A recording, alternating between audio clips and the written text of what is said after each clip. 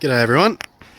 That's a bit of a view. So we've got BP down there, some sheds. There's the old electronet just over the power lines, and standing in front of the house that we've just become the owners of. So got our second property, thanks to the market just being crazy and the value on our first one going up by 100 grand.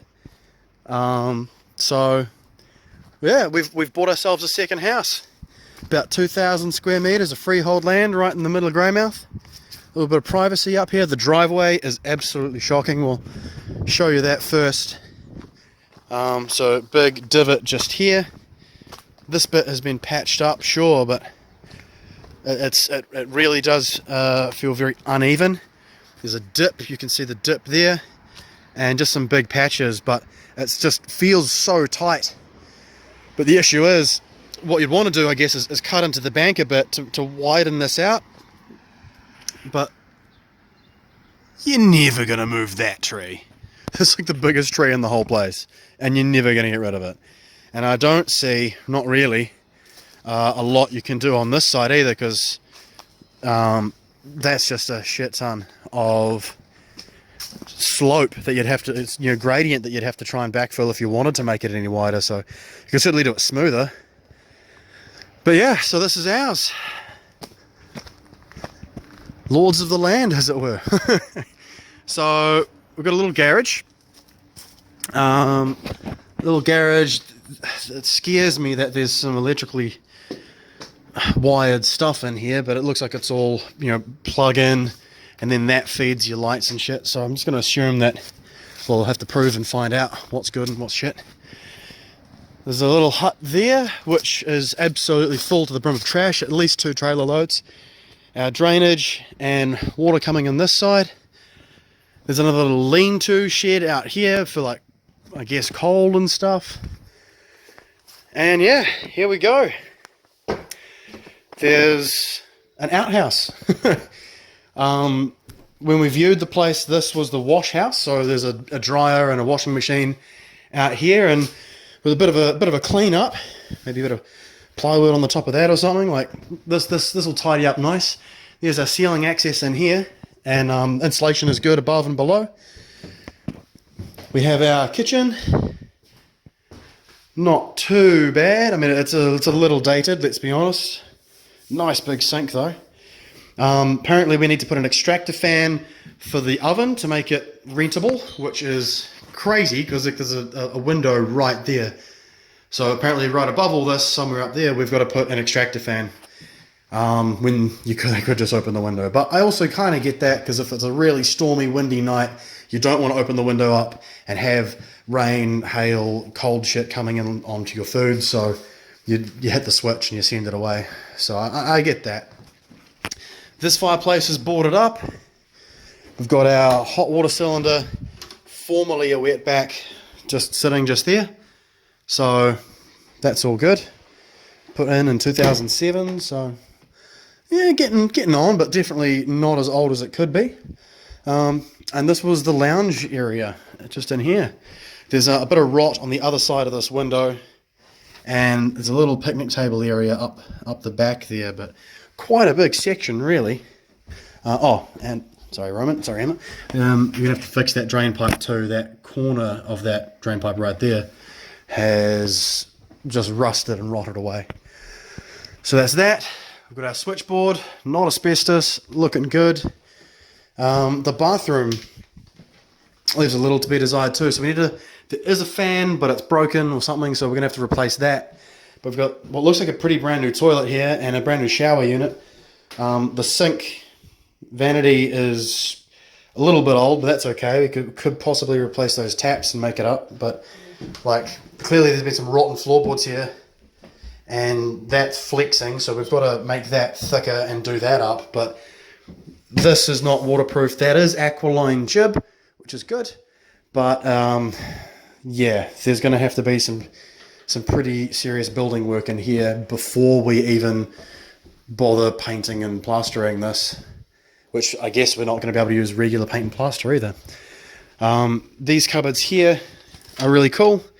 They back on to the kitchen. So that goes straight down the hallway. There's Roman and Emma. Say hi. Hi. Hi. Bedroom number 1. White walls, pretty basic. Look out onto the driveway, so that's all good. And coat hooks, giant hallway, like my whole wingspan, I can barely touch the sides, so that's crazy. We've got a nice, really old style cupboard in here. I actually quite like this. But yeah, there's some polka dots and some little hooks and some damage to the wallpaper and plaster in here, so we're going to have to do a little bit of repairs there, but that's all good. We can do that, not a problem. We'll come down here to the last bedroom. So this one, we've got a giant slump coming down. You can sort of tell at this end of the house, the whole house is kind of not going down the hill, but it's sort of starting to ride that wave. So might have to look into getting under and either jacking the piles up a little bit, but I'll be asking lots of questions and maybe even getting some professional help with that, because that's a big job and a scary one, because there was a gentleman die on the west coast. I can't remember if it was last year or the year before, through a house falling on top of him because it was incorrectly jacked up. So that's a bit scary. But so the bed goes in here, and we've just got to tack those back on. That's weird, I don't know. But some massive cupboards for what is, I guess, what you'd call the master bedroom. This room here, this is the main living room. You've got our aunt on the wall here, so that's cool. Little bay window and a data jack, so that's awesome. And the fireplace. So this is the main living area, and this will be our heating source. And generally speaking, fireplaces like this are good enough to heat a place, so that's cool. That was one of the big requirements that we wanted to find out. One issue obviously down there, but up there's the bigger issue. So you can sort of see where the guys tried to like tack them back up with some nails. Hasn't really worked. I have been up in the ceiling space. There was some holes in the iron, and that had been siliconed up already. And then the tongue and groove that is just above all this, that had no real lasting damage in it at all. It wasn't soft, it was still pretty good. So not sure whether we cut that out and just jib the ceiling, which is one option, or we just get some big broadhead nails and tack that back up, which sounds like a real cheap, quick and easy fix. What's that, Emma? Looks like an iPad. It's a little solar thing for the light on the corner. Yeah. One other little room. So this is a little entranceway, and well, that's a good question, Emma, about the draft stopping. We've got a free heater. I'd say that's pretty good. Yeah. So yeah, so one issue is you're not allowed exterior draft to come through, and like there's a massive gap underneath this external door, because clearly this bit was like added on later, right? And then we've got this little sunroom, this little conservatory, little study kind of thing, which is pretty cool. And there's the view. So it's all kind of cool, actually. Looked up at this house many days when I was working just across the road, and wondered what was up here. So no, this is ours. Pretty happy, really. I'll show you what I mean by this window though. Oh, there's the earth stake. That's good. Yeah, that's just completely rotten away. So I'm going to have to like take the glass out, learn from my mistakes from the last time I touched a window. You'll see that in a video to be released very soon, but a backdated one. And then, yeah, I'd like to sort of repair this and clear this area up, because this would be a cool little barbecue spot, I reckon. Tucked away. The roof is generally pretty good. I can see some rust spots from here over on that side, but when I was up in there, yeah, I did see a little bit, but the bits that I'd seen had already been patched up. So that's all pretty good, really. And I'm so happy to see that there's another dish over that side, because there's a dish on the because there's a dish on this side that's pointing straight into the roof. Like, of course you're gonna get shit reception if that's what you're up to. The guttering here is a little wonky and like coming out a bit, so that's gonna have to be looked into. As with all these things, there's definitely a lot of stuff that we'd want to do to it, but we also kind of need to get a renter in here as soon as we can, because sooner the better, right? So yeah. Another thing is that this line here, that's an old phone line, doesn't do anything, and it's really low. Like, I could probably jump and touch that.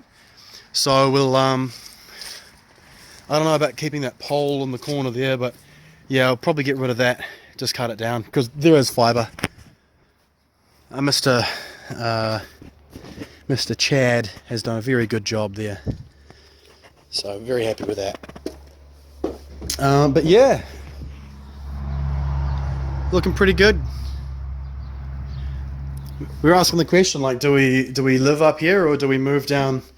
No. Do we stay? And Emma's actually become quite attached to the little project that we've got.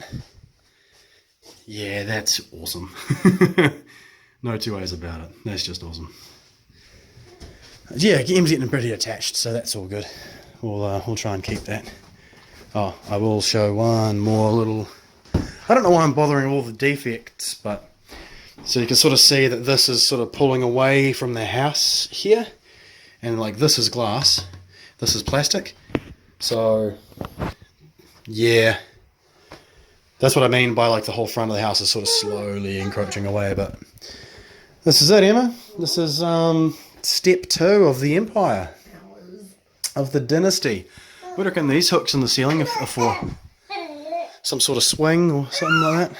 I don't know, they could have had a sex swing in here. Oh, don't be vulgar. It's definitely a sex swing in here. Come on, of course. Why not? Tut. So yeah, so we'll be doing a little bit of concreting and finishing that off down at the other place over the weekend and getting that little basement set up. But this is the next step. This is the next big adventure. And what a unique property, because quite literally we can, so there's 2 bathrooms, I guess, technically. We can see it from our house. Look, that's our place. So now when we're standing on that balcony and looking out at the glorious sunsets and see this giant ass of a hill just blocking a lot of the view, we can be proud of this and go, nah, that's not an eyesore. We own that. This little glade up here.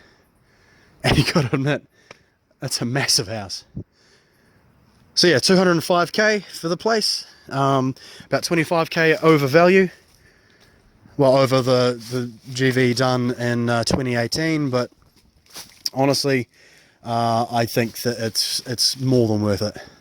I think we've got another good deal going here, and it's just around the corner. So, all right. We don't eat it though. Our family. See ya.